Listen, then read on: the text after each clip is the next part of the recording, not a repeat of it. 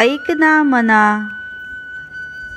आपल्या दिनक्रमाच्या रहाटगाडग्यात आपण एवढे मशगूल आहोत, त्यामुळे आपल्याला बऱ्याच गोष्टींचा विसर पडलेला आहे.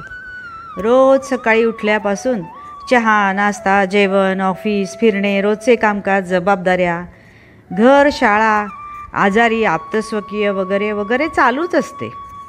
शनी रवी हिंडणे फिरणे, मौज मजा, मनोरंजन, हे कालचक्र असेच सदोदित चालू आहे आणि हे रहाटगाडगे चालूच राहणार आहे. हे सर्व करीत असताना प्रत्येकाची कुवत वेगळी, इच्छाशक्ती वेगळी, प्रत्येकाचे रूप वेगळे. त्यातून हाताच्या बोटावर मोजण्या एवढ्या व्यक्तीच टाटा, बिर्ला, सचिन किंवा किरण बेदी, प्रतिभा पाटील, इंदिरा गांधी होतात. या सर्वांचा अभ्यास केला तर बऱ्याच गोष्टी लक्षात येतील.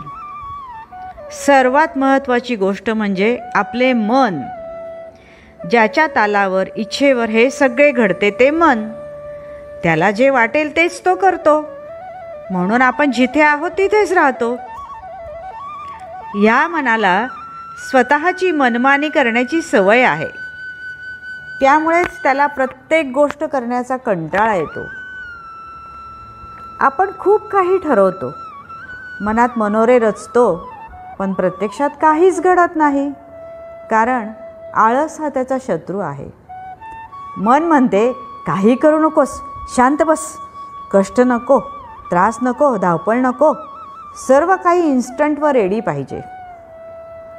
अशा या मनाला जर आपण वळण लावले तर आपल्याला हवे ते आपण का नाही करू शकणार. आपण मनाचे गुलाम आहोत, पण आपल्याला आपल्या मनाला आपले गुलाम बनवता आले पाहिजे. त्याला आपण जसे सांगू तसेच त्याने केले पाहिजे. हे खूप अवघड आहे, पण नक्कीच अशक्य नाही. आपण शरीर चालण्यासाठी खातो पितो, बुद्धी काम करण्यासाठी, एनर्जी मिळण्यासाठी झोपतो, सर्वांना चार्जिंग करतो. पण सर्वात महत्त्वाचे आपले मन, त्यालाच आपण चार्जिंग कधीच करत नाही. ते चार्जिंग तर फारच आवश्यक आहे. मोबाईल चार्ज केल्यावर 24 तास चांगला चालतो. मग मनालाही रोज 15-20 मिनटे चार्जिंग केले तर ते किती चांगले चालेल याचा विचार केला आहे का कधीतरी? अहो, त्यालाही विश्रांती देऊन ताजेतवाने केले पाहिजे.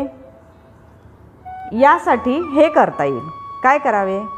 प्रथम शरीर व मन स्वस्थ व शांत स्थितीत आणण्यासाठी सुखासनात बसा. डोळे बंद करून बाहेरच्या येणाऱ्या सर्व विचारांना थांबवण्यासाठी एखादी छोटीशी प्रार्थना म्हणून मन एकाग्र करा. त्यानंतर कमीत कमी 3 व जास्तीत जास्त 12 श्वास हे दीर्घ श्वसन करावेत. प्रथम एक दीर्घ श्वास घ्या. जेवढा वेळ श्वास रोखून धरता येईल तेवढा वेळ धरून ठेवा आणि हळूहळू संपूर्ण श्वास सोडा. श्वास घेण्यास जेवढा वेळ लागतो त्याच्या दुप्पट वेळ श्वास सोडण्यासाठी लागला पाहिजे. अशा पद्धतीने श्वासोच्छ्वास करा. त्यानंतर निर्विचार अवस्थेत 5 ते 10 मिनिटे बसा. तसे शक्य नसेल तर नामस्मरण करत बसा, पण संपूर्ण लक्ष जे करता त्यामध्ये ठेवा.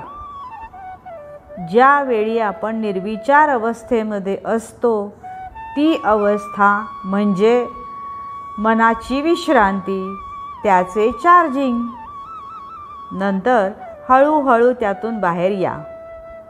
ही अनुभूती घेऊन पहा काय घडते ते.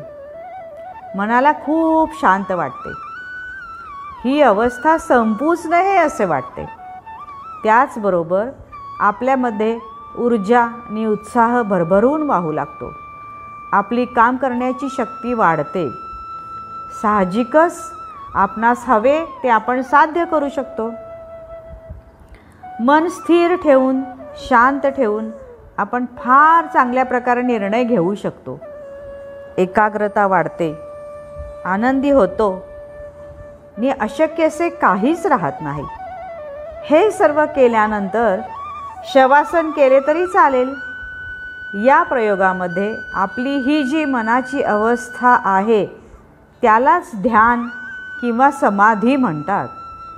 हळूहळू ही वेळ आपण वाढवत नेऊन एका परम आनंदाकडे वाटचाल करू शकतो. सर्व ताणतणावांपासून मुक्ती मिळवून स्वस्थ, आरोग्यदायी व सुखी समाधानी जीवन जगण्याचा हा जणू राजमार्गच आहे. यावर एक एक पाऊल टाकत पुढे पुढे चालत राहा. विजय तुमचाच आहे. थँक्यू.